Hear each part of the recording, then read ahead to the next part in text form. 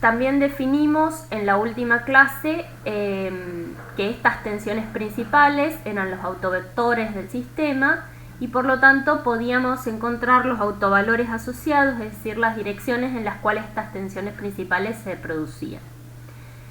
Una cuestión que me quedó sin terminar de detallar porque pasamos de largo en su momento y luego no lo retomé la clase pasada es lo que presento en esta diapositiva,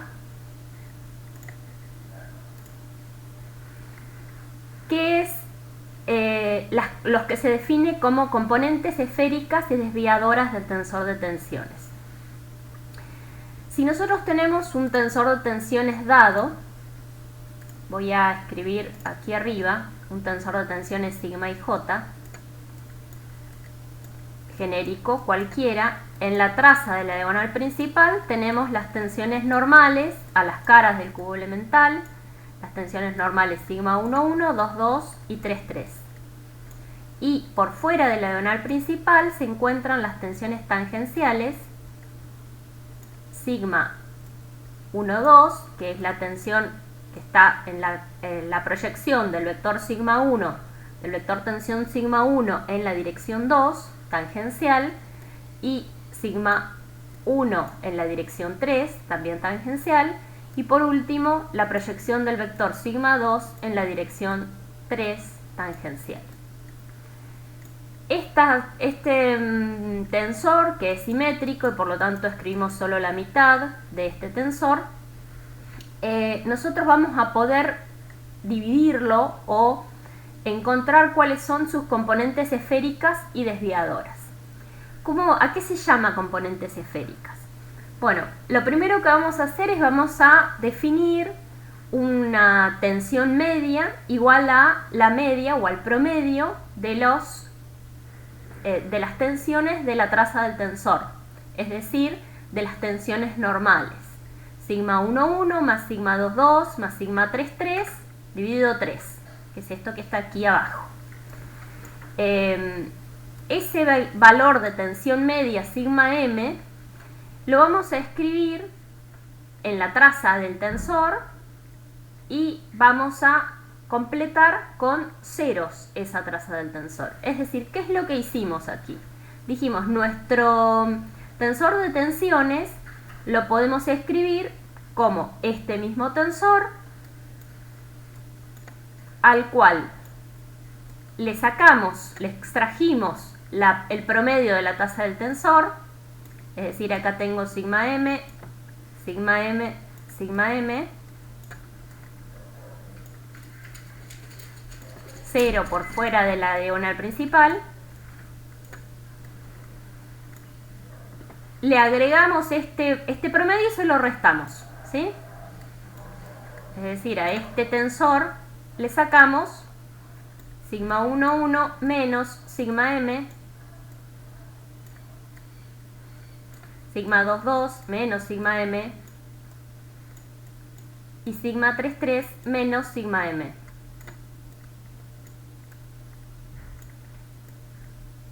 Lo estoy escribiendo acá simplemente para que sepan de dónde sale lo que está escrito más abajo, que se lee mucho mejor porque por dificultades del mouse la letra sale bastante horrible.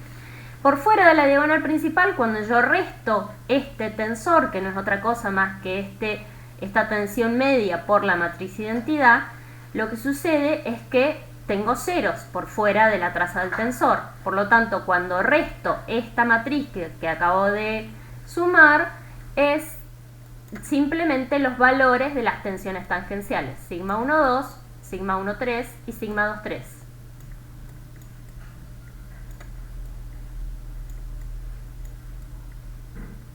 ¿Sí? Es esta operación que está escrita aquí en forma mucho más prolija.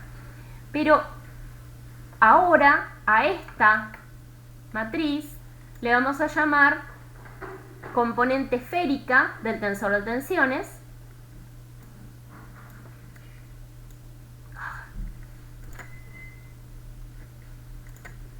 esférica,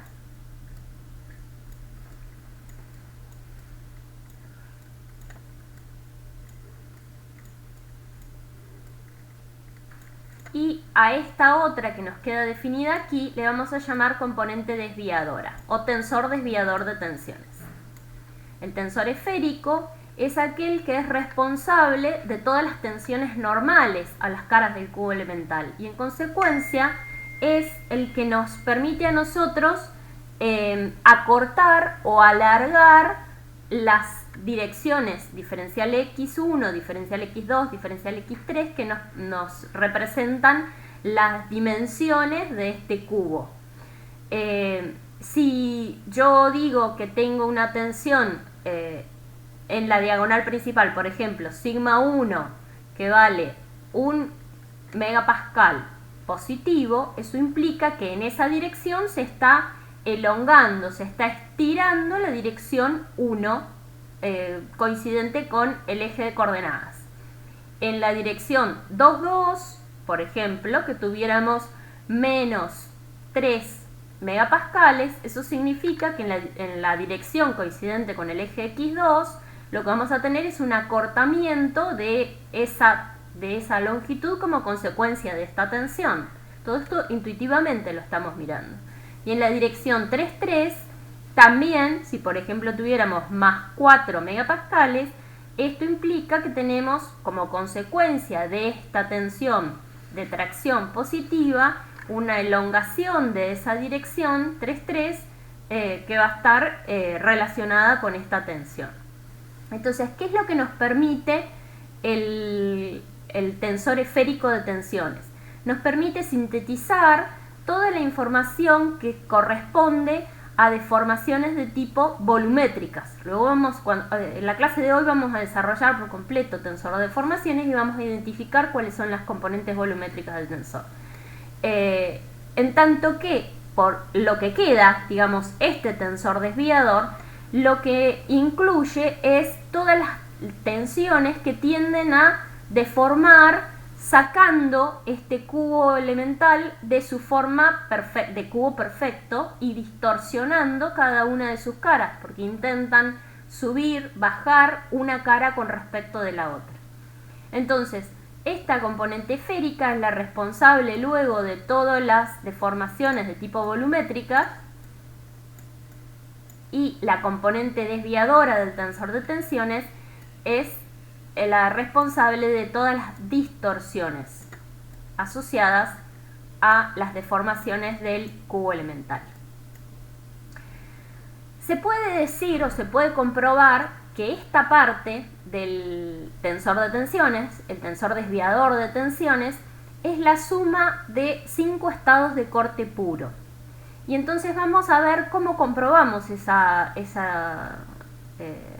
concepto que yo acabo de desarrollar matemáticamente. Simplemente vamos a mirar esta parte, que es la componente desviadora del tensor de tensiones, y van a ver que en general en toda la literatura que trabaja con la teoría de elasticidad, al tensor desviador de tensiones se le coloca como nombre la letra S, ¿sí? No trabajan con sigmas, sino que trabajan con S. Por ejemplo, en este caso, este tensor lo podríamos escribir como solamente lo voy a sacar de ahí al lado para que no tenga el efecto de que parezca que es esta igualdad. Este tensor sería S11, S12, S13 en la traza del tensor, S33, perdón, en la traza del tensor, y S13, S12 y S23 por fuera de la diagonal principal del tensor desviador de tensiones. Simplemente es un cambio de nombre. Le pusimos S porque sabemos que este tensor es el tensor desviador. Cuando se trabaja con plasticidad, un poquito por fuera de nuestro curso, este tensor es responsable de muchos de los efectos plásticos o tiene una relación, este tensor desviador de tensiones, con muchas de las tasas de deformación plástica y con las deformaciones plásticas que se generan por fuera del campo elástico. Por esta razón es que se divide el tensor en tensor esférico y tensor desviador, porque hay una parte de la teoría que luego a continuación se va a apoyar en esta parte del tensor de tensiones, que es el tensor desviador de tensiones. También tiene su razón de ser porque luego vamos a ver en un par de clases más que cuando nosotros tratamos de identificar los parámetros necesarios para caracterizar el tipo de material con el que estamos trabajando, vamos a tener que realizar ensayos en los cuales vamos a dividir por un lado los efectos del tensor esférico con deformaciones volumétricas asociadas, y por otro lado vamos a hacer ensayos que nos permiten identificar las componentes desviadoras. Entonces resulta de utilidad poder dividir nuestro tensor de tensiones en sus dos componentes. Ahora, yo quería demostrar, dije, que este tensor desviador era la suma de 5 estados de corte puro. Entonces, si lo escribimos en su formato de tensor desviador con la letra S como el nombre característico del tensor desviador, lo que podemos decir es que podemos escribir alguna de estas componentes, S1, S11, S22 o S33, como combinación de las otras dos. ¿Por qué?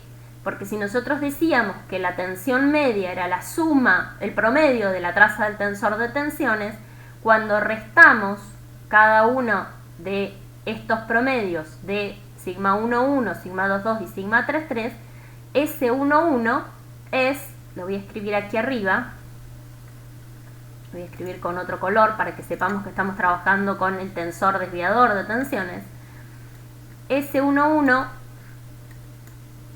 más S22 más S33, que es la suma del tensor desviador, de la traza del tensor desviador de tensiones, ¿qué representa? Esa traza del tensor va a ser siempre igual a 0. ¿Por qué? La traza del tensor desviador, acabo de decir, es siempre igual a 0. La suma de la traza del tensor. ¿Por qué? Porque cuando yo miro qué representa la componente 1,1 del tensor desviador de tensiones, era sigma 1,1 menos sigma m. Entonces lo escribo, es sigma 1,1 menos sigma m, que es sigma 1,1 más sigma 2,2 más sigma 3,3 sobre 3.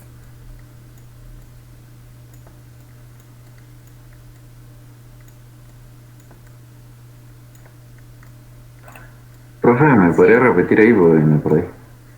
Sí, estoy tratando de escribir y luego detallo qué es lo que estoy escribiendo acá.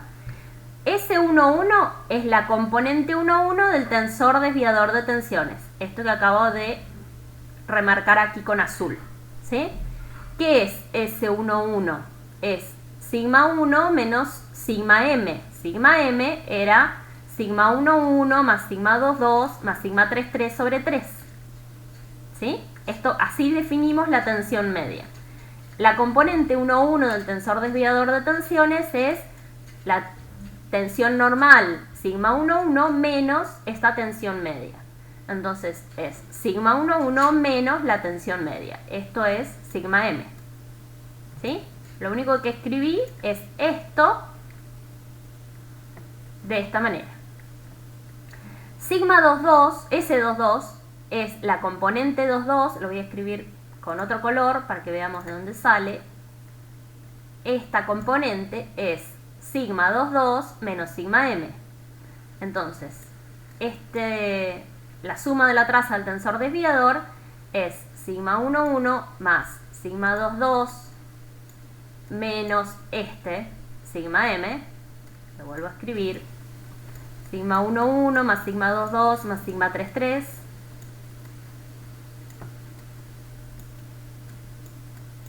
sobre 3.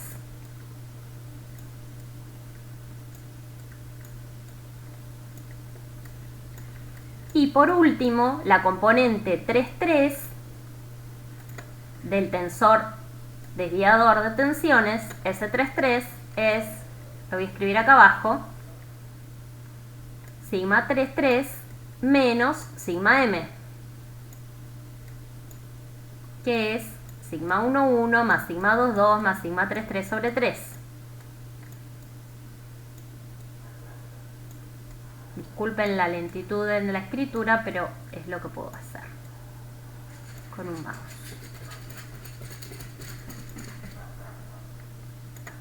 Bueno, cuando yo miro esto, tengo sigma 1, 1 más sigma 2, 2 más sigma 3, 3 menos 3 veces sigma 1, 1 más sigma 2, 2 más sigma 3, 3 sobre 3. Esto es siempre idénticamente igual a 0. Entonces, como yo puedo demostrar que la suma de la traza del tensor desviador es igual a 0, puedo escribir alguna de sus componentes, por ejemplo, S22 como menos S11 menos S33, ¿sí? Porque S11 más S22 más S33 es igual a 0.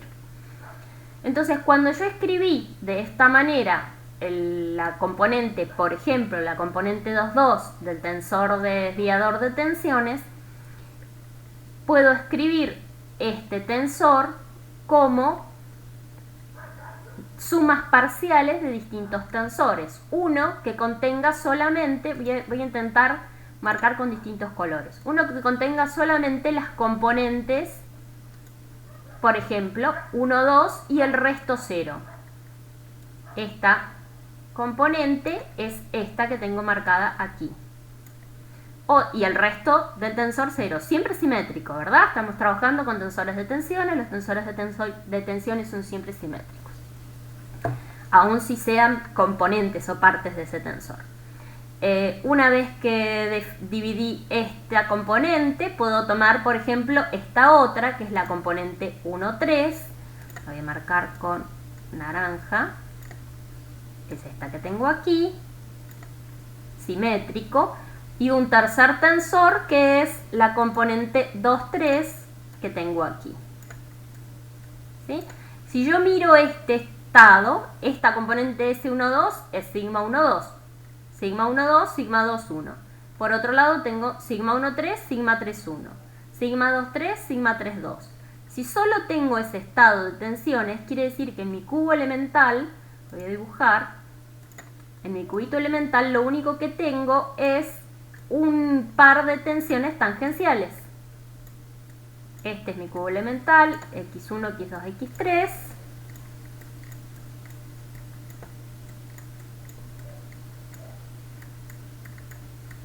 Y, por ejemplo, este primer tensor desviador representa un estado de tensiones 1, 2, que quiere decir que es la componente 1, 2 tangencial, que es el vector tensión sigma 1 proyectado en la dirección 2, y la componente 2, 1 es el vector tensión sigma 2 proyectado en la dirección 1. Son estas tensiones que, si miro las caras de atrás, son iguales y opuestas, y es un estado de corte puro en el plano coordenado x1, x2, ¿sí? Bien, estas tensiones son un estado de corte puro en el plano x1, x2. Estas en el plano x1, x3, estas en el plano x2, x3.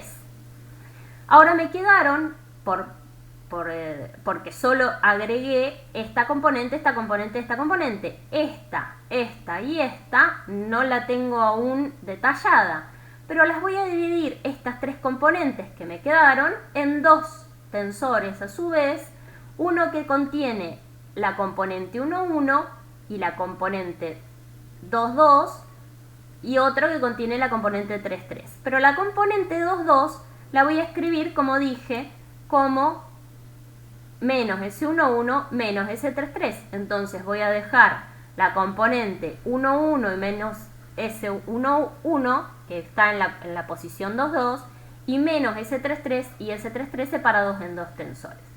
Estos dos tensores no son otra cosa más que también un estado de corte puro, pero de sistemas que están rotados 45 grados respecto de los anteriores. Cuando yo planteo que tengo una cara, por ejemplo, 1, 1, tengo una tensión en la posición 1, 1, la componente S1, 1 del tensor de tensiones. Es decir, es una condición así. Y menos S1, 1 en la posición 2, 2. Es una al revés, perdón. La flechita esta es S11 positivo y menos S11. Cuando yo miro esta condición, es un sistema que está rotado 45 grados respecto al anterior, y proyectando estas dos componentes me termina quedando un estado de corte puro en este sistema rotado 45 grados respecto al anterior. Lo mismo se puede probar en esta otra condición. Entonces, lo único que resta ahora es decir que nuestro tensor desviador de tensiones es la suma de tres estados de corte puro en las direcciones de los planos coordenados más dos estados de corte puro en sistemas de coordenadas rotados 45 grados respecto de los anteriores. ¿Sí?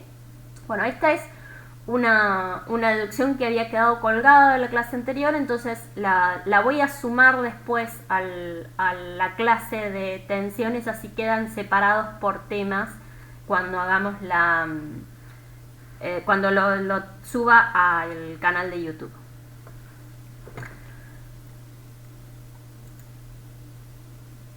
Profe, ¿Sí? antes de que siga, Sí. a mí me confundió un poco y realmente no entendí. ¿Qué vendrían a ser el tensor esférico y el tensor desviador? O sea, ¿qué son? Obviamente son matrices, ¿no? Pero eso, básicamente no entendí el concepto. Bien, nosotros tenemos un tensor de tensiones, ¿sí? Que es la representación para un sistema de coordenadas de todas las tensiones posibles actuantes en ese punto. Ese tensor de tensiones nosotros a su vez lo podemos dividir en dos, o lo podemos reescribir escribiendo por un lado un tensor que es un tensor diagonalizado que solo tiene la tensión media en la diagonal principal. Esa tensión media es sigma 1,1 más sigma 2,2 más sigma 3,3. ¿Hasta ahí estamos? Eso serían las componentes del tensor que luego, yo creo que escribí por acá, a ver, vuelvo un segundo a ver si no lo borré.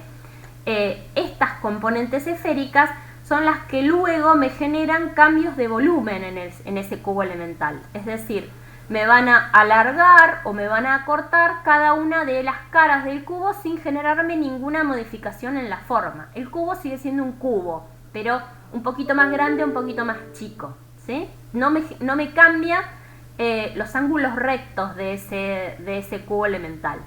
¿Hasta ahí vamos? Como que se expande uniformemente o se contrae uniformemente. Exactamente.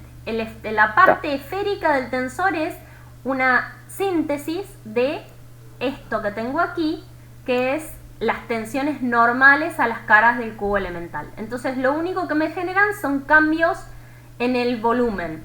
Por eso representan deformaciones luego volumétricas exclusivamente. Ahora, lo que me quedó por fuera de la traza del tensor se llama tensor desviador de tensiones. ¿Y cómo lo deduje? Dije, bueno, a mi tensor de tensiones, por un lado le saco la traza del tensor, la escribo afuera, multiplicado por una matriz de identidad. Entonces, si yo le agregué esta matriz al resto, lo que tengo que hacer es simplemente sumarle. Acá hay un más, no un menos. Perdón, eso no sé si quedó absolutamente claro. El tensor de tensiones completo es el tensor esférico más el desviador, no un menos. Eso por ahí, si no lo describí completamente, ahí había un guión, pero es la suma de ambos tensores. Entonces, la parte desviadora... A ver, esperen que me voy a tomar un mate.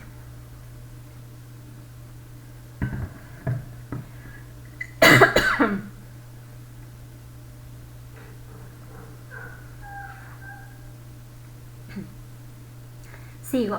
La parte desviadora entonces es todo el resto del tensor, que era lo que hay por fuera de la diagonal principal, menos a cada una de estas tensiones normales restarles la tensión media que había sumado de este lado.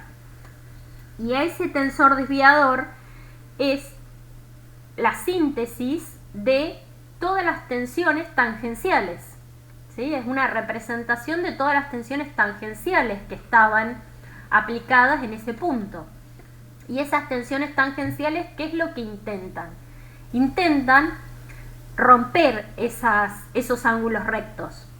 Intentan desplazar una cara respecto de la otra en forma paralelas a sí mismas. Una cara, por ejemplo, la cara en esta componente que tengo aquí, que es la tensión sigma 1,2, sigma 1,2 o sigma 2,1. Lo que intentan es, por ejemplo, esta cara que estoy rayando en este momento, como consecuencia de esta tensión aplicada, lo que intenta es desplazarse en el sentido positivo del eje X2, en tanto que la que está por detrás intenta desplazarla en el sentido negativo del eje X2.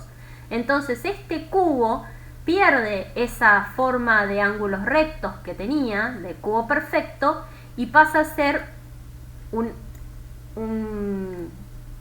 una figura que está distorsionada de esta manera, ¿sí? Esta cara, a ver, no salió, no quedó bien deformado como yo quería.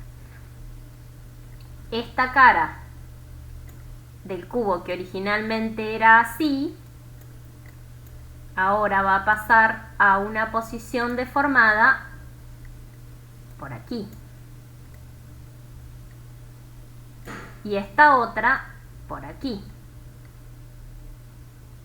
Entonces mi cubo ya no tiene más ángulos rectos y se distorsionó, transformándose en un paralelepípedo. Este plano sigue siendo paralelo al anterior, pero no están conformando ángulos rectos en relación al sistema de coordenadas. Entonces esa distorsión es la que está siendo provocada por la parte desviadora del tensor.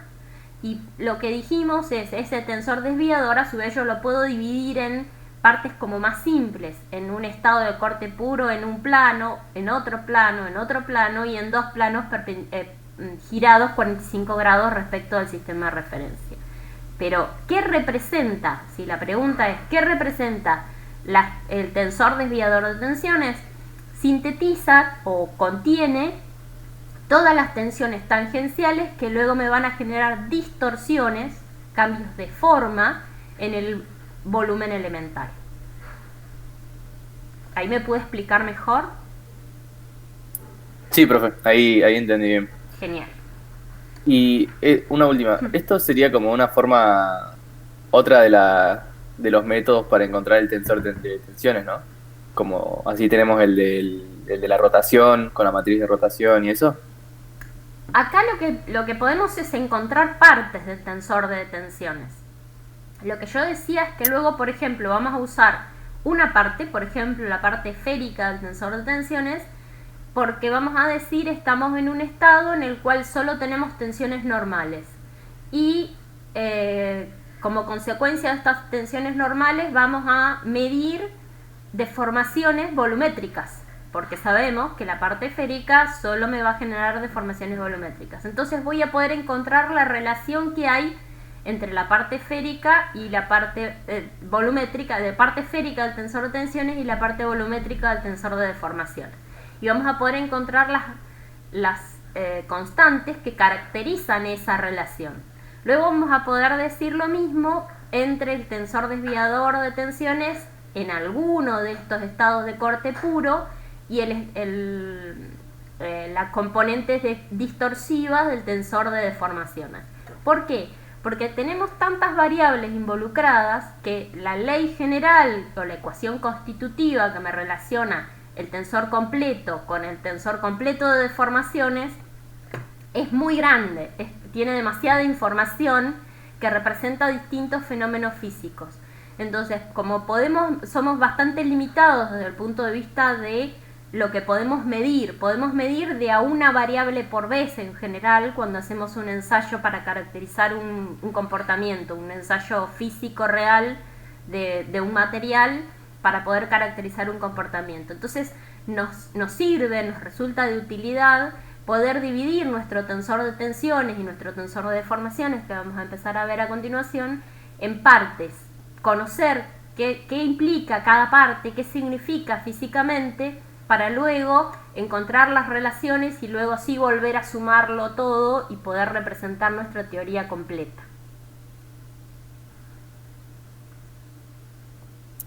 Bien, buenísimo. Muchas gracias. Bien, ¿alguien más tiene alguna duda? Profe, yo tengo una duda. En realidad no es una duda. Cuando usted dice la tensión actuante en la cara 1 y por ejemplo también la tensión actuante en la cara 2 y la tensión actuante en la cara 3, se refiere a los vectores columna del tensor de tensiones, ¿no? El vector actuante en la cara 1, no sé cuándo dije eso. A ver, si me ubicas un poco más. En el cubito elemental, Sí, el plano perpendicular al eje X1. sí. ¿Qué En pasa? en esa cara va a actuar una tensión cuyas componentes van a ser las que están en la columna 1 del tensor de tensiones. Lo mismo con la cara No, 2 y con la cara no, 3.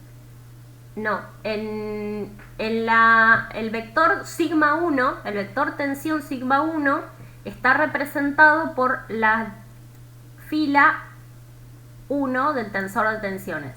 Este es sigma 1, que es el vector tensión que se genera al cortar nuestro cubo elemental con un plano paralelo al x2, x3, cuya normal es T1. Este es el vector tensión sigma 1. Este es el vector tensión sigma 2 y este es el vector tensión sigma 3. La componente 1, 1 del tensor del vector tensión sigma 1 es una tensión normal a la cara del plano. Es la proyección de este vector sigma 1 en la dirección 1. Es normal a la cara del plano. La componente 1, 2 es el vector tensión sigma 1 en la dirección 2, es decir, es la componente tangencial, esta que yo había dibujado en mi ejemplo más temprano. Y la componente 1, 3 es el vector sigma 1 en la dirección 3. La componente 2, 1, que sería idéntica a la 1, 2, que ya probamos por reciprocidad de tensiones, es la componente del vector tensión sigma 2 que sale de cortar mi cubo elemental con un plano x1, x3, cuya normal es T2, proyectado en la dirección 1. La componente 2, 2 es el vector tensión sigma 2, proyectado en la dirección normal, es una tensión normal, la dirección 2, y la componente 2, 3 es el vector tensión sigma 2 proyectado en la dirección 3. ¿Sí? No trabajan, estas componentes como columna no son partes de un mismo vector tensión. Eso sí es importante que quede bien claro.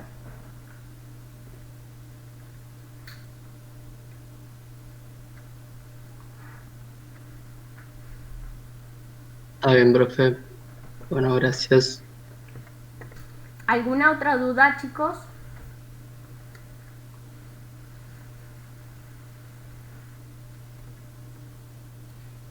Bueno, cerramos entonces la parte de la teoría correspondiente a campo de tensiones, campo tensorial de tensiones, fuerzas, relaciones de equilibrio, y vamos a pasar a esta otra gran parte de la teoría de mecánica del sólido en el campo elástico, que es los campos tensoriales de deformaciones y de desplazamientos. Entonces acá tenemos que tener la imaginación bien activa, porque es un poco complejo de mirar, de analizar si no estamos bien atentos. Entonces yo lo que les voy a pedir ahora es que presten mucha atención en este momento para identificar qué es lo que estamos haciendo, para luego saber qué es lo que representa cada una de las partes de este tensor de deformaciones.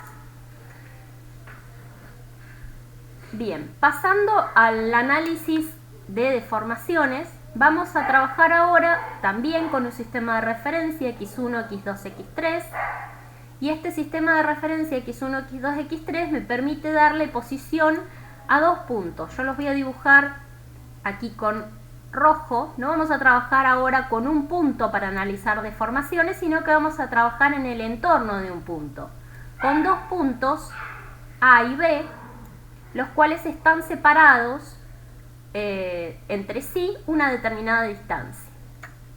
Entonces, lo primero que vamos a decir es, nosotros tenemos un sistema de referencia x1, x2, x3 con sus versores del sistema ortonormal asociado, y vamos a decir entonces la posición del punto A la puedo encontrar diciendo que voy a trazar un vector que una el 0 de mi sistema de coordenadas con el punto A.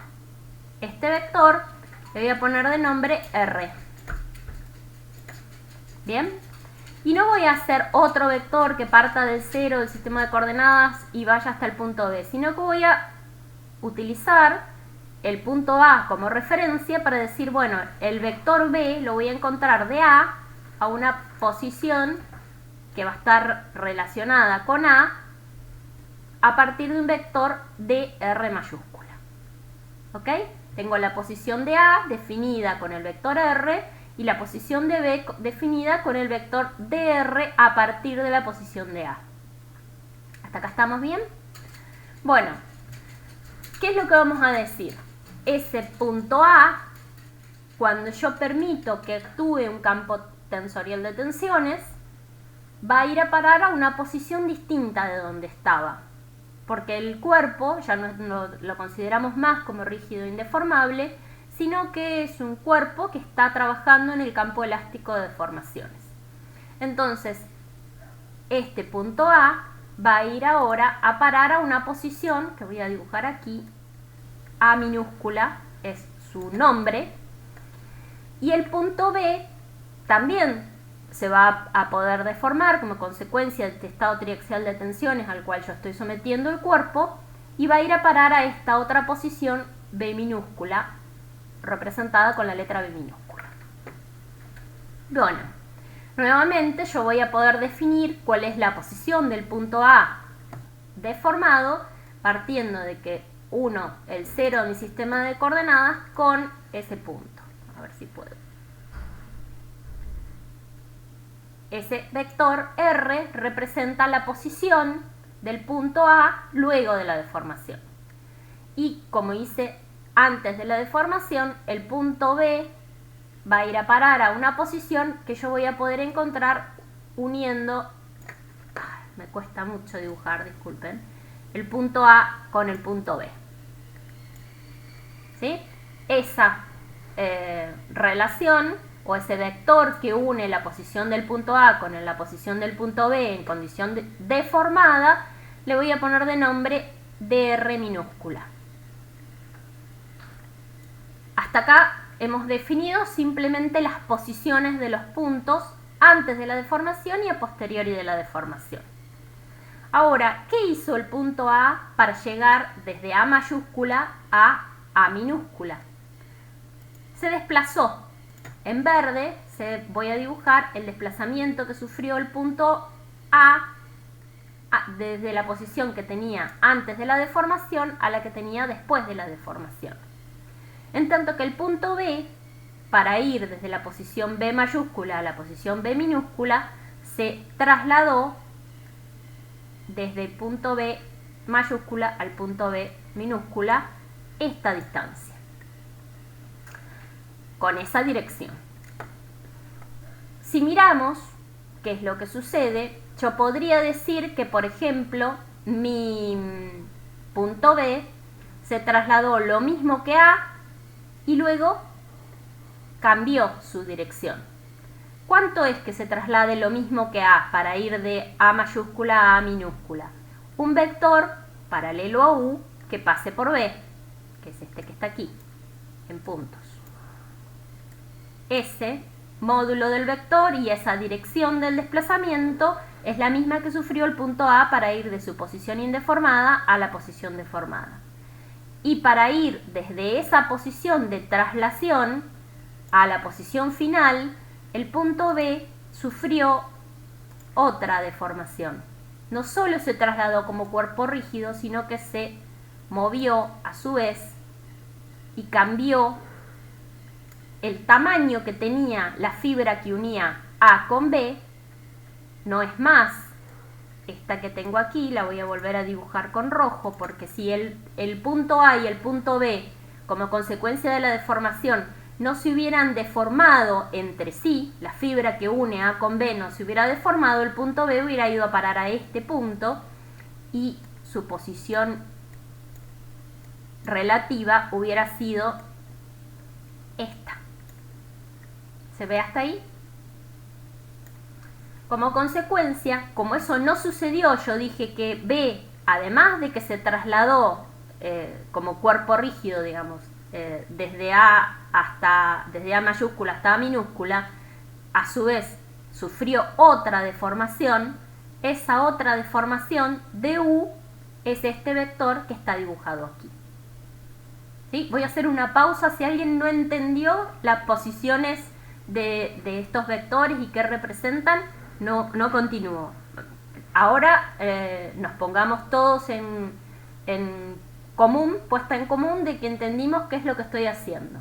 Estoy diciendo, tengo dos puntos A y B mayúscula que si yo uno A y B con un vector, esa fibra tiene un módulo dr o tiene un nombre dr, representada por este vector.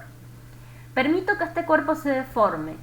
El punto A se desplaza, un vector U, hasta A minúscula.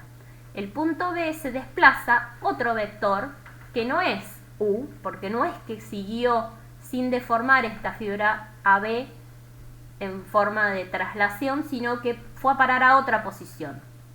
Entonces, este vector es distinto de este vector. Por lo tanto, B no fue a parar a la posición que está marcada aquí con el punto rojo, sino que fue a parar a la posición B minúscula.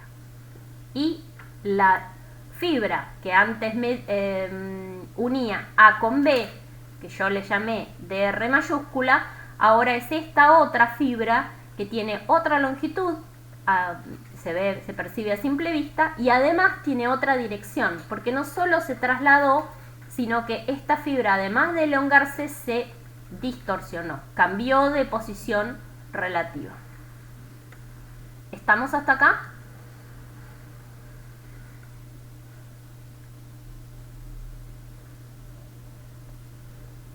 Básicamente se trasladó y giró respecto de A. Sí. Sí. Y si esta fuera un elástico, si dr fuera un elástico, antes de la deformación medía una longitud L, después de la deformación no solo giró, sino que además mide una longitud distinta de L. ¿De acuerdo? ¿Hasta aquí?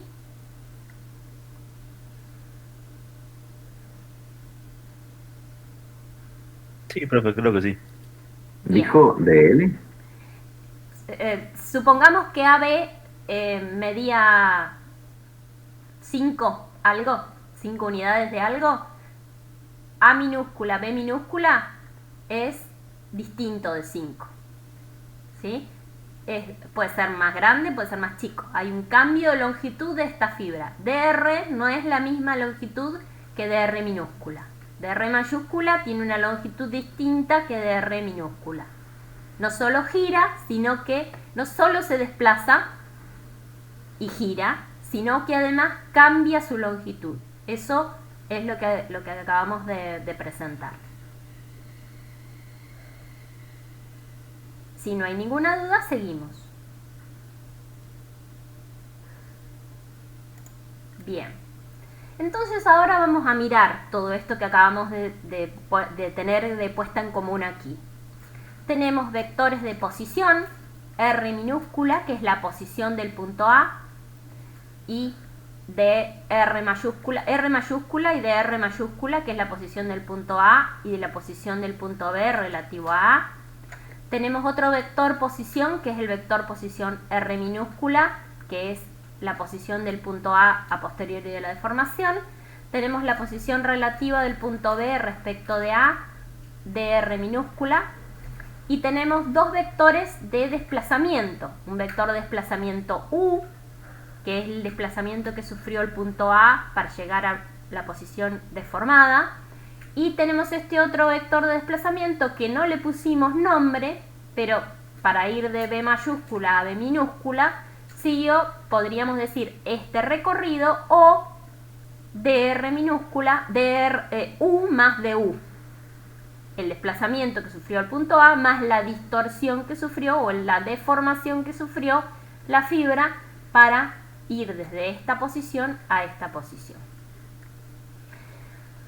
Todos estos vectores, son todos vectores los que nos permiten identificar todo este proceso de deformación que estamos planteando, son vectores. Entonces, tienen componentes.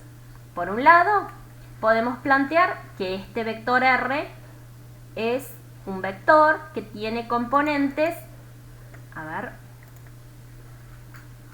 en el plano x1, x2,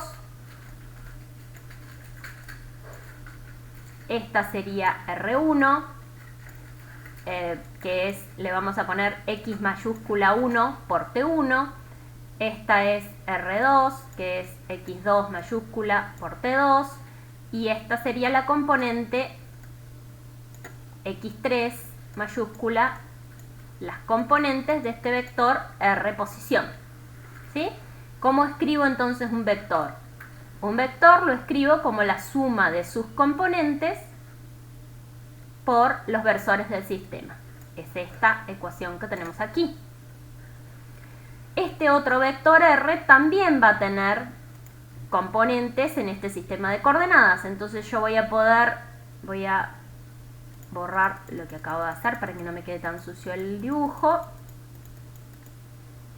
Este vector R entonces también voy a poder decir que tiene componentes en el plano x1, x2 y en el plano x2, x3, o componentes en las tres direcciones coordenadas, y este vector R entonces va a valer x minúscula 1, x minúscula 2,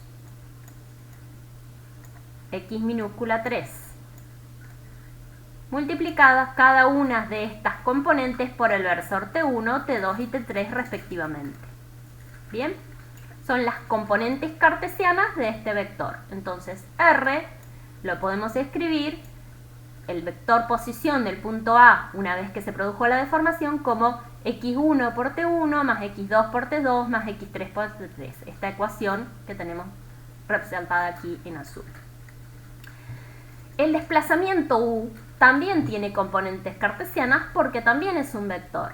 Ese vector entonces lo vamos a poder escribir como U sub i por Ti, es decir, es la componente 1 del vector U por T1 más U2 por T2 más U3 por T3, las componentes cartesianas de este vector de desplazamiento. Y lo mismo vamos a poder decir de estos otros vectores, de R mayúscula y de R minúscula y de U.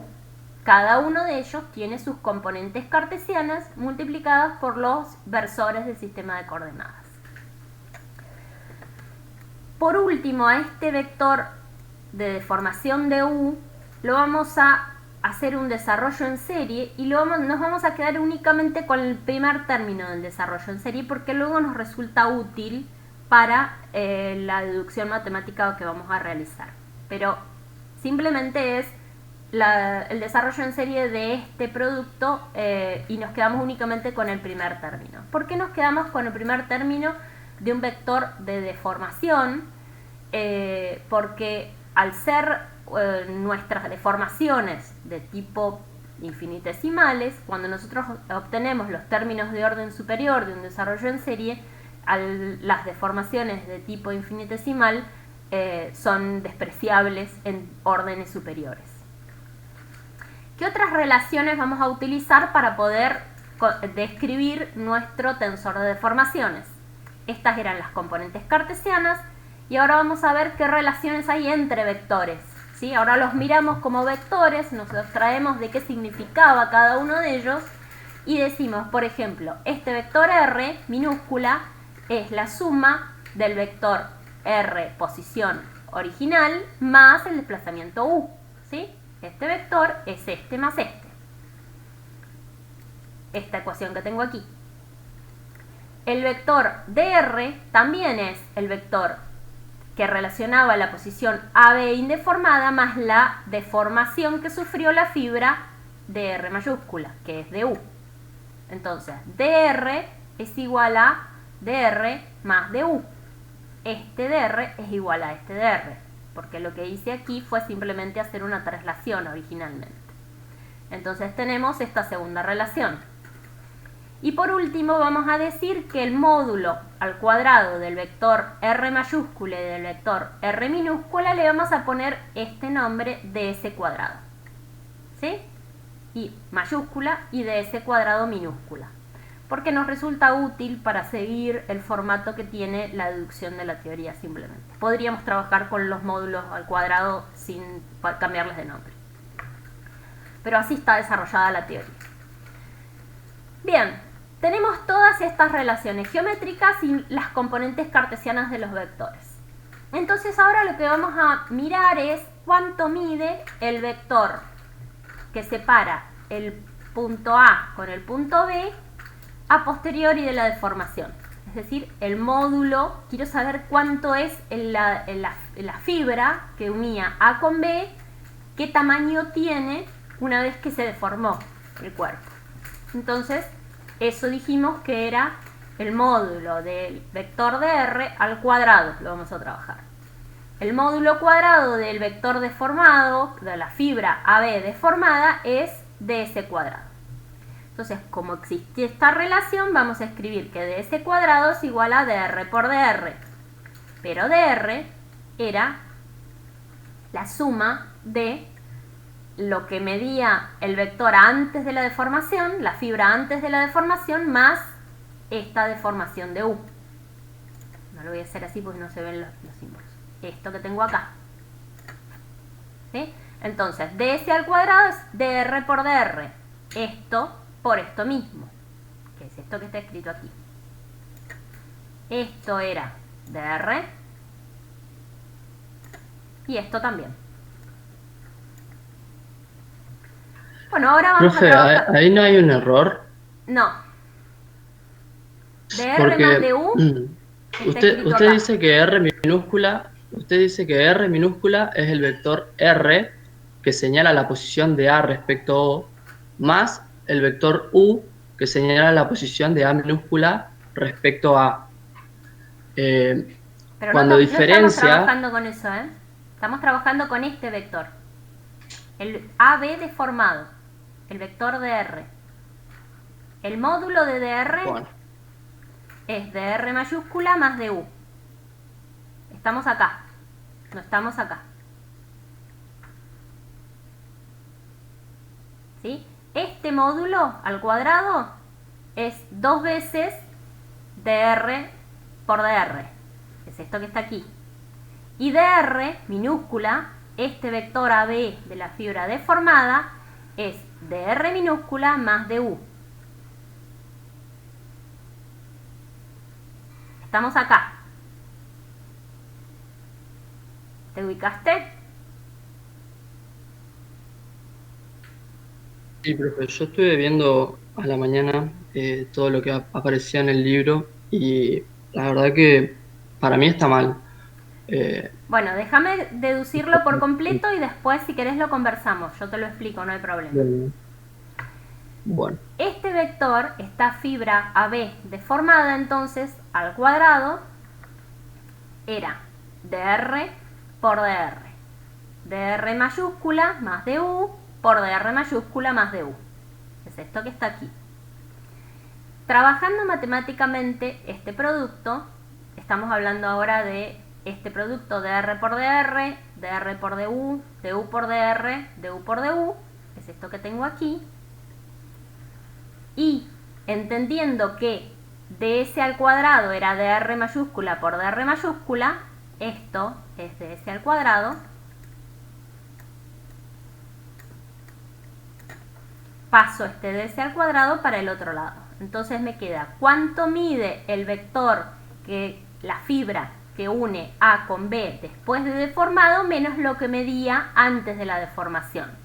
Esta fibra al cuadrado menos esta fibra al cuadrado. Y esa relación es dr por du más du por dr más du por du.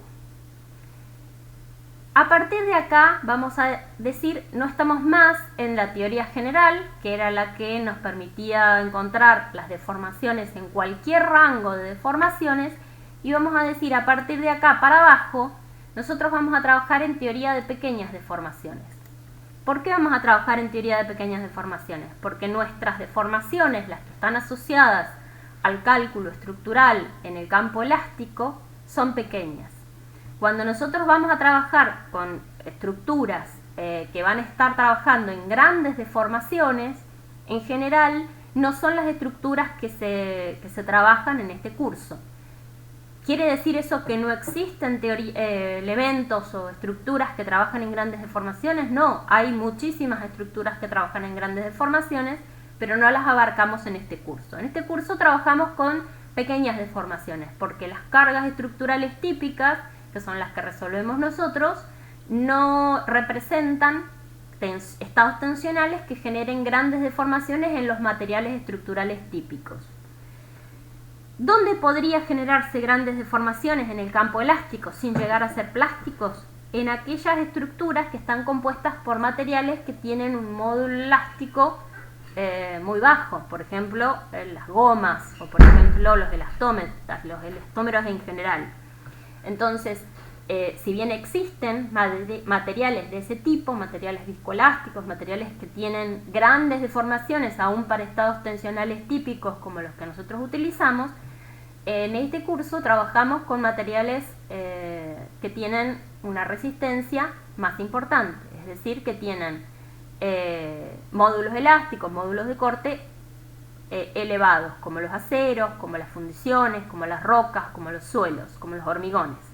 Entonces, esta hipótesis de trabajar en pequeñas deformaciones es adecuada. Si nosotros trabajamos en pequeñas deformaciones, el producto de esta deformación de U por sí misma, como dije acá, es muy pequeño. En consecuencia, esta relación podemos decir que es mucho más pequeña que estas otras dos, que son el vector posición, dr, AB y du. En consecuencia, estas dos magnitudes son mucho más grandes que esta, y esta componente la podemos despreciar. Si despreciamos esta componente, el cambio de longitud de la fibra entre la posición indeformada y la posición deformada es igual a dr mayúscula por du más du por dr. Nos quedamos con esta partecita de acá de la relación. Si nosotros reemplazamos ahora en esta relación que acabamos de encontrar, en esta ecuación, por las componentes cartesianas de cada uno de estos vectores que acabamos de definir, y las reemplazamos aquí, por ejemplo, dr es dxi por ti, dx1 por t1 más dx2 por t2 más dx3 por t3. du es este desarrollo en serie que tenemos aquí, para I igual a 1, J igual a 1, igual a 2, J igual a 2, igual a 3, J igual a 3, etc. Entonces, esta relación la podemos escribir de esta manera. Ahora vamos a definir o recordar lo que se denomina delta de Kronecker. El delta de Kronecker es un valor que tiene una función que tiene valor unitario si I es igual a J y valor 0 si I es distinto de J. Es una matriz de identidad el delta de Kronecker. Entonces el producto vectorial entre los versores del sistema responde a esa función, a ese delta de Kronecker. Si yo multiplico T1 por T1, encuentro un valor unitario, que es el valor del versor correspondiente a la dirección 1 por sí mismo, y T1 por T2, T1 por T3, etcétera, son todos igual a 0. Entonces reemplazamos estos productos de los versores por el delta de Kronecker y encontramos esta relación que está aquí, de la cual vamos a decir que esta parte le vamos a poner un nombre, a la mitad de esta parte, no a toda. a la mitad de esta parte le vamos a poner un nombre. Vamos a decir que ese es el tensor de deformaciones en teoría de pequeñas deformaciones. Este tensor de deformaciones, epsilon y j, es la mitad de la variación de los u sub i respecto de xj más los u sub j respecto de xi. Si volvemos a la ecuación que estábamos sosteniendo, entonces para reemplazar ahora por el tensor de deformaciones, lo que decimos es que el cambio de longitud que tiene esa fibra AB, que era dr, para pasar a minúscula, b minúscula, es 2 veces el tensor de deformaciones por las componentes de x y de xj de ese vector de R.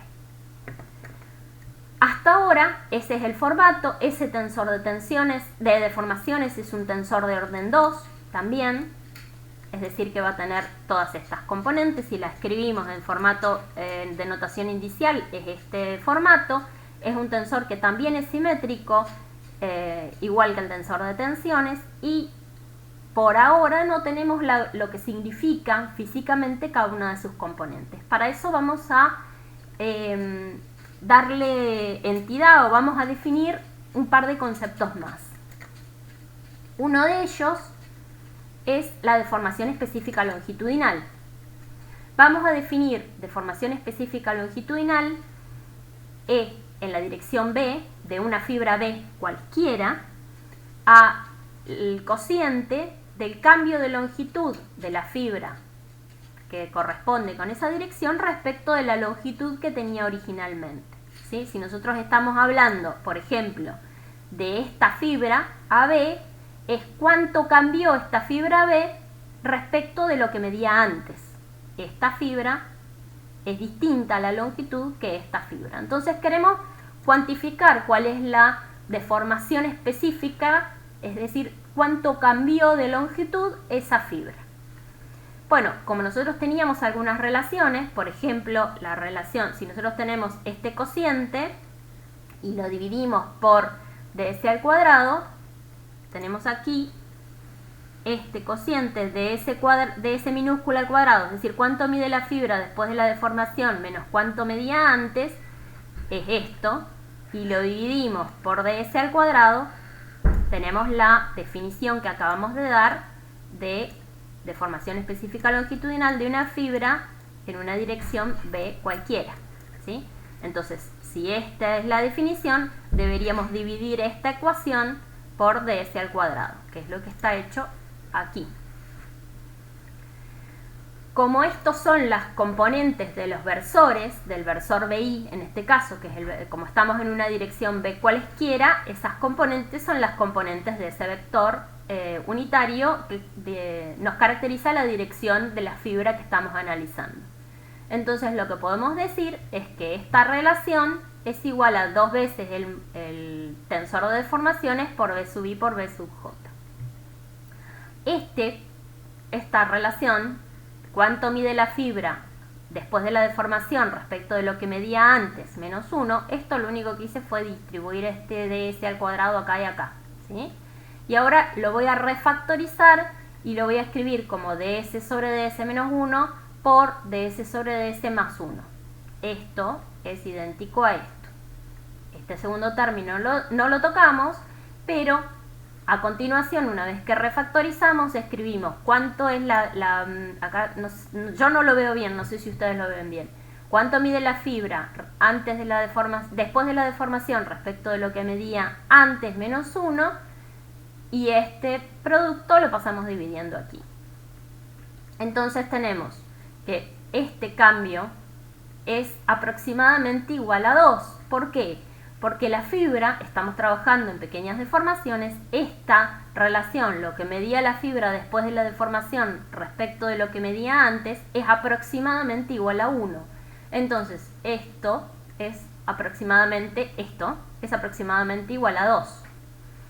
La deformación específica longitudinal, entonces, la podemos escribir como el producto del tensor de deformaciones por los versores que caracterizan la dirección de esa fibra B cualquiera. Esa es la definición o la relación que hay entre la deformación específica longitudinal y el tensor de deformaciones. Es similar, si uno lo mira, la forma que tiene, la pinta que tiene esta ecuación, con la relación que había entre la componente normal de un vector tensión sigma b, es decir, sigma bb, era el tensor de deformaciones por b sub i por b sub j. En este caso es la distorsión, la deformación, el cambio de longitud de una fibra B cualquiera. Pero ahora vamos a mirar qué es lo que pasa si esa fibra en realidad la tenemos un poco más definida, un poco más conocida. Por ejemplo, si esas fibras tuvieran correspondencia con uno de los ejes coordenados. Por ejemplo, el eje x1, si B fuera el versor T1. Estoy mirando entonces, a ver si tengo una fibra que está en esta dirección. Aquí. Si estoy mirando una fibra, es decir, la deformación, la distorsión de una fibra que originalmente coincidía con el eje x1, este vector B va a ser T1, es decir, va a ser un vector que tiene componentes 1, 0, 0. Y cuando yo escribo este producto, tengo que la deformación de una fibra que originalmente coincidía con la dirección del eje x1 es igual a E y J, epsilon y J por B sub I por B sub J. Pero este B es 1, 0, 0. Es decir, ¿qué es lo que tengo aquí? Epsilon 1, 1, es decir, la componente 1, 1 del tensor de deformaciones por la componente 1 del vector T1, es decir, por 1, más por el mismo vector que también vale 1, por la misma componente del vector también vale 1, más E1, 2, por ejemplo, si I vale 1, J vale 2, este producto ahora es E1, 2 por la componente 1 del vector, que es 1, por la componente 2 del vector, que es 0, esto 0, más 1, 3, epsilon 1, 3 por B1, que es 1, por 0, es 0, y así sucesivamente todas las componentes por fuera de la condición I igual a J terminan siendo 0 porque terminan siendo múltiplos de dos componentes de este vector T1 donde uno de ellos es distinto de 0, es igual a 0. Entonces lo que acabo de demostrar es que si la fibra B originalmente coincidía con T1, esta deformación específica longitudinal en la dirección 1 es la posición 1, 1 del tensor de deformaciones. Si ahora miro una fibra que originalmente coincidiera con la dirección 2, lo único que sobrevive es epsilon 2, 2, es decir, en la posición 2, 2 del tensor de deformaciones voy a tener la deformación específica longitudinal de una fibra que originalmente coincidía con el eje x2. Y en la posición 3, 3, por la misma deducción, la posición 3, 3 del tensor de deformaciones es el cambio de longitud respecto de lo que medía originalmente una fibra que originalmente coincidía con el eje x3. Entonces, en la traza del tensor de deformaciones tenemos las deformaciones específicas longitudinales, cuánto cambian de longitud respecto de lo que medían originalmente, fibras que coincidían antes de la deformación con los ejes del sistema de coordenadas.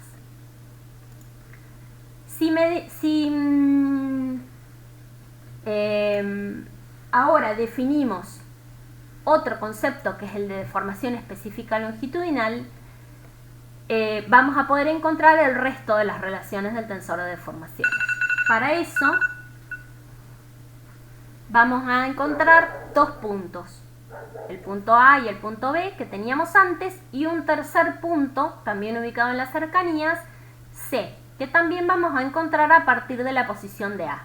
Entonces vamos a tener ahora este vector o esta fibra AB, la vamos a caracterizar con un vector DRB y la fibra AC por un vector DRU antes de la deformación.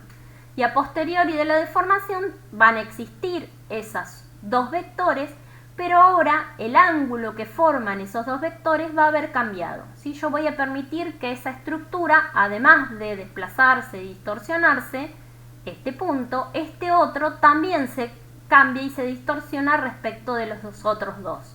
Es decir, el ángulo alfa que me representa la relación que hay entre el vector AB y AC es distinto del ángulo alfa que me representa la dirección AB respecto de AC en la posición deformada.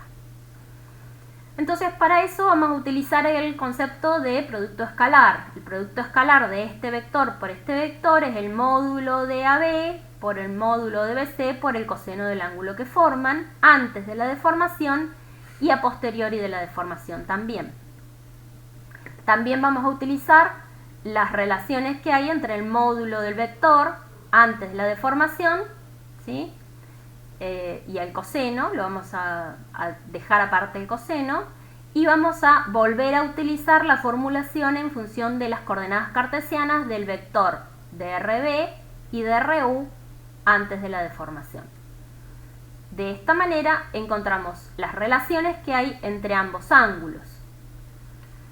Como el cambio de longitud que existe entre este vector AB antes de la deformación y después de la deformación lo acabamos de definir como la deformación específica longitudinal de la fibra, es decir, la deformación específica longitudinal de una fibra B cualquiera es lo que medía antes por 1 más la deformación específica longitudinal, tanto de la fibra B como de la fibra U. Incluyendo estos dos términos en esta ecuación de producto escalar, lo que encontramos es esta relación que nos permite identificar cuál es la relación del ángulo deformado con las componentes del tensor de deformaciones. Pero estamos con fibras que son cualesquiera. ¿Qué pasa si estas fibras AB y AC, antes y después de la deformación, hacemos que coincidan con las direcciones de los ejes de coordenados? Es decir, ¿qué sucedería si AB, por ejemplo, coincidiera con la dirección 1 y AC coincidiera con la dirección 2? Lo que tendríamos es que esta relación termina quedando de esta forma y por lo tanto, si B coincide con T1 y U coincide con T2, la relación que hay entre la componente 1,2 del tensor de deformaciones y el ángulo que formaban antes y después de la deformación estos dos ejes es esta. ¿Qué es lo que estoy mirando yo acá? El cambio de ángulo de una fibra que originalmente coincidía con X1 y una fibra que originalmente coincidía con X2 después de la deformación es igual a 2 veces la componente 1,2 del tensor de deformaciones. Por lo tanto, yo podría escribir que en la posición 1,2 del tensor de deformaciones tengo la mitad del cambio de ángulo de dos fibras que originalmente coincidían con las direcciones X1 y X2. De la misma manera, si en vez de decir, bueno, ahora B coincide con T1 y U coincide con T2, digo B coincide con T1 y U coincide con T3, tengo la mitad del cambio de ángulo de dos fibras que originalmente coincidían con las direcciones 1 y 3. Y si por último hago B coincide con T2 y U coincide con T3, tengo la mitad del cambio de ángulo de dos fibras que originalmente coincidían con las direcciones 2, 3. Entonces tengo totalmente definido el concepto físico de qué es lo que significa el tensor de deformaciones. En la traza del tensor tengo qué tanto cambian las longitudes de fibras que originalmente coincidían con el sistema de coordenadas. Vamos a dibujar un cubito elemental aquí. Y lo que vemos es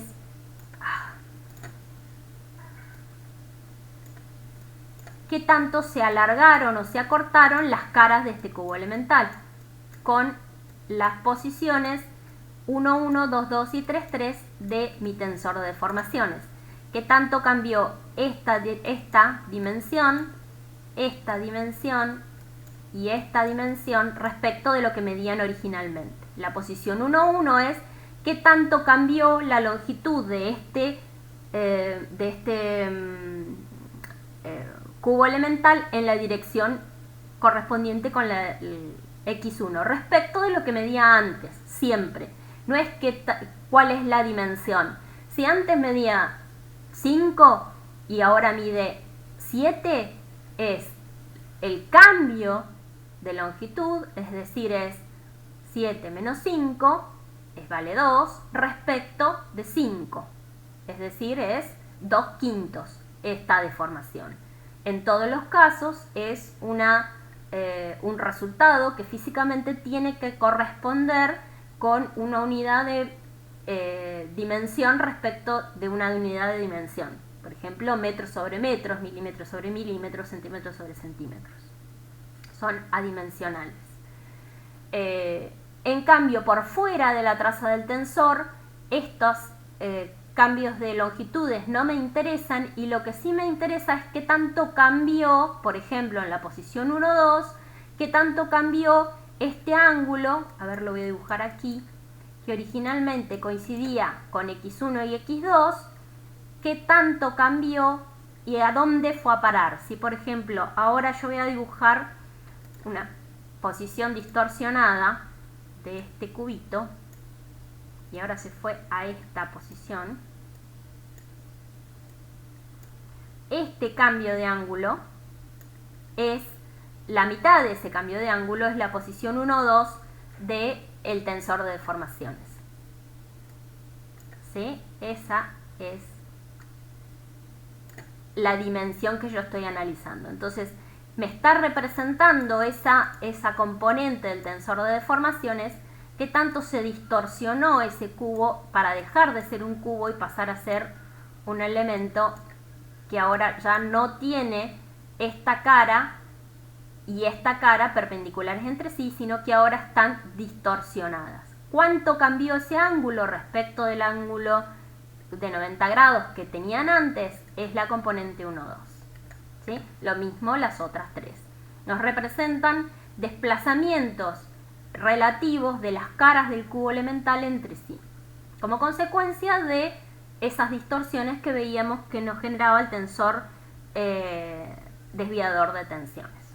Ya vamos a llegar a la relación, la clase que viene, entre ambos.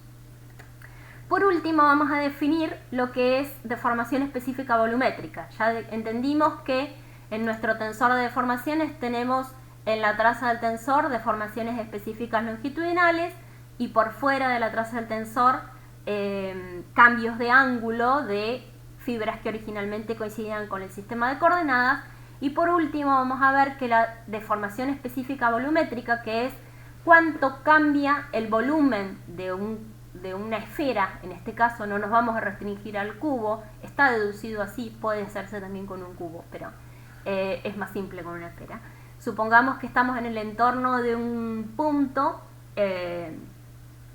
cuyo volumen es una esfera, y por lo tanto decimos cuánto es el volumen deformado menos el volumen original respecto del volumen original. Es equivalente, pero no es lineal, es volumétrica esta definición. No es equivalente a la deformación específica longitudinal desde el punto de vista de las formulaciones, cuánto cambió respecto de lo que medía antes, pero estamos hablando ahora del volumen en el entorno del punto. Si nosotros decimos que originalmente tenemos un volumen, voy a tratar de hacer una esfera, que tiene tres dimensiones en x1, x2 y x3, en todos los casos medía diferencial S, porque es una esfera, después de la deformación específica volumétrica o de la deformación específica, cada uno de esos ejes que antes medía ds, ahora mide ds1, ds2 y ds3, no en todos los casos igual, porque vamos a permitir que tenga una deformación específica volumétrica distinta en cada uno de esos ejes. Entonces, cuando yo escribo lo que representan esos ejes en el cambio de volumen, es aproximadamente igual al volumen de una esfera. Ya deja de ser una esfera si E1 es igual a E2 igual a 3, pero es bastante acertado decir que lo podemos seguir considerando una esfera porque seguimos trabajando en pequeñas deformaciones.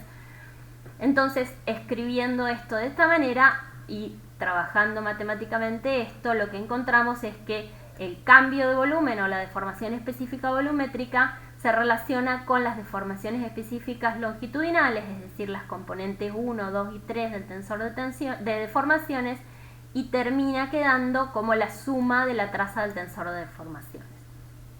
Entonces, esta entidad es de menor uso, tenemos menores aplicaciones, pero en algunas oportunidades para algunos ejercicios la van a utilizar y por eso la mencionamos aquí. ¿Qué hubiera pasado si yo cuando empecé a trabajar hoy hubiera dicho no estoy en pequeñas deformaciones, sino que estoy en la teoría general?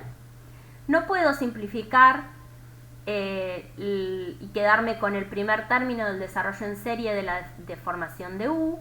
No puedo decir estos productos son diferenciales y por lo tanto los puedo despreciar, y no podría haber simplificado y llegado a estas ecuaciones que son relativamente pequeñas. Fíjense que el tensor de deformaciones lo definí como la mitad de la variación de U sub i respecto de XJ más la variación de UJ respecto de XY, simplemente. ¿Qué sucede cuando eso no lo puedo hacer? Cuando estoy en la teoría general o cuando estoy trabajando en grandes deformaciones. Cuando estoy trabajando en grandes deformaciones, el tensor de deformaciones se escribe de esta manera. Es la mitad de la variación de U sub i respecto de XJ más la variación de sub J respecto de XY más la variación de U sub m respecto de XY más la variación de U sub m respecto de XJ. Es decir, la formulación es un poquito más elaborada, un poquito más compleja, y el formato matricial, cuando yo realizo la deducción o defino la deformación específica longitudinal y el cambio de ángulo como lo hicimos recién, nos termina quedando un tensor de deformaciones que tiene este formato en vez de este formato. Yo no veo los paréntesis, no sé si ustedes los ven, por eso los estoy remarcando. Pero en las transparencias que ustedes las tienen están. Entonces, en la componente 1.1 del tensor de deformaciones, en teoría general, no solo tengo la deformación específica longitudinal, sino que tengo un término cuadrático. Por fuera de la traza del tensor también tengo el producto de las deformaciones específicas longitudinales correspondientes a esas fibras, porque ya estos productos no son diferenciales. Y además estoy trabajando con el seno del ángulo. Ya no el ángulo no termina siendo igual al seno, como hicimos recién en la deducción anterior de deformación específica de distorsión angular, sino que tengo que seguir trabajando con términos trigonométricos. Matemáticamente esto para un punto es resoluble. Cuando yo estoy trabajando en una estructura donde tengo que hacer el cálculo en una importante cantidad de puntos, tiene que ser justificado, es decir, tengo que estar trabajando en grandes deformaciones o en grandes giros, y por lo tanto esta tiene que ser mi teoría. Si yo no estoy trabajando en grandes deformaciones y en grandes giros, sino que estoy en teoría de pequeñas deformaciones específicas y pequeños giros, como en el entorno de este curso, aquí sí valen nuestra teoría, nuestras relaciones, que son las que vamos a utilizar a partir de ahora. Esto es simplemente una comparación, porque nosotros en ningún momento hicimos la deducción completa de la teoría general, y no trabajen con teoría general, porque estamos trabajando en el entorno de pequeñas deformaciones y pequeños giros. Aquí sí hay un error en esta transparencia. La deformación específica longitudinal es más grande que el cuadrado, no a la inversa. Ese signo creo que ustedes ya lo tienen corregido, no lo sé. Si no, lo corrijo antes de hoy, cuando suba la clase. Bien, con esto terminamos la clase de hoy desde el punto de vista de los temas, pero como hemos visto un montón de conceptos, escucho a ver las dudas, las preguntas que tengan.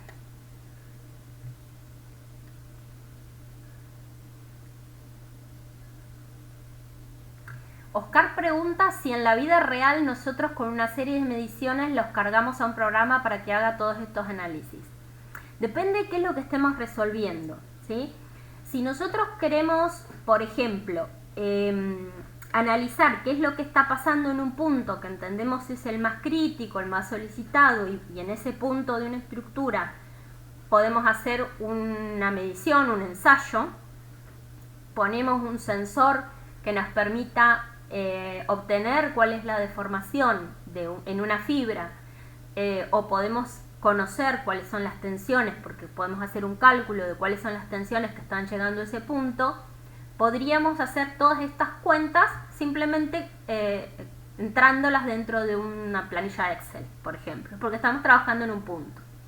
Ahora, cuando yo quiero hacer el análisis de toda una estructura que tiene una geometría compleja, que está solicitada por muchas cargas distintas, lo más probable es que necesite trabajar porque desconozco cuál es el punto más crítico, por ejemplo, necesito trabajar ahí con un software de elementos finitos o un software de diferencias finitas, que lo que hacen es a este volumen genérico que yo tengo, le da geometría y también introduce hipótesis simplificativas diciendo, por ejemplo, este sólido que yo estoy analizando, que puede ser, no sé, una máquina o una torre, no es un sólido que está un continuo completo, sino que lo divido en elementos conectados unos con otros, elementos de dimensión finita, a los cuales le doy determinada, como creo que ustedes ya hicieron en métodos 2,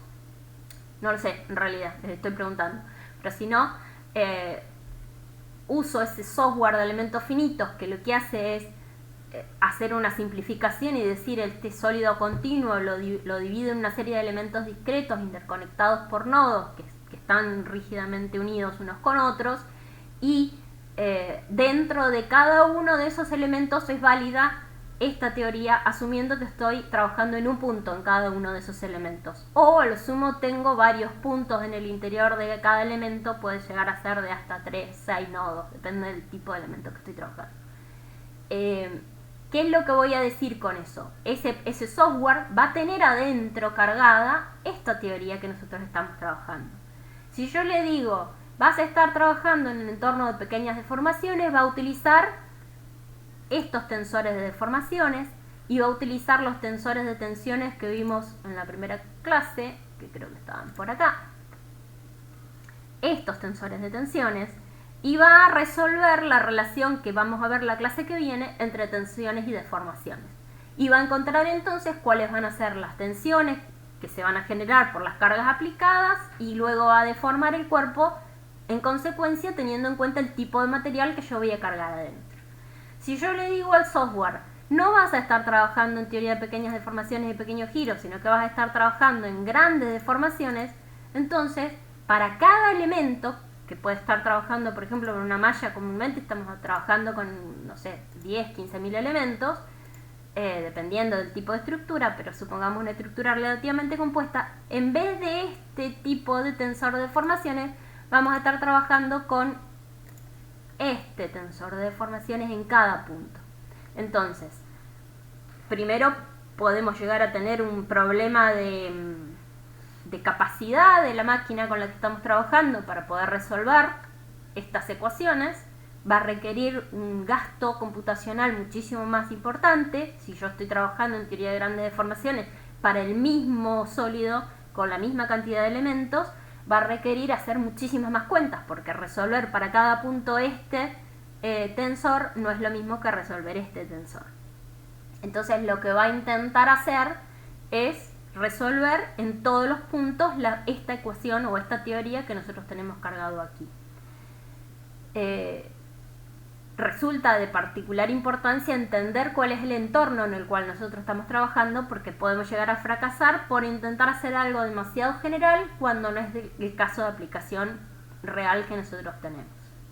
¿Sí? No sé si te di ahí una respuesta, Oscar, a lo que me consultabas.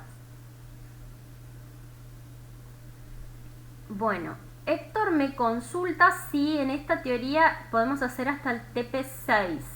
Creo que sí, me completo el trabajo práctico, sí. Sí, porque hay otro que es de ecuaciones constitutivas, así que sí. Podríamos ya resolver todas las ecuaciones y todos los problemas del práctico. Y después por allá arriba, Juan me consultaba, DR representa la variación de la posición de R o la posición de B respecto de A. DR representa el vector que es la posición de B respecto de A.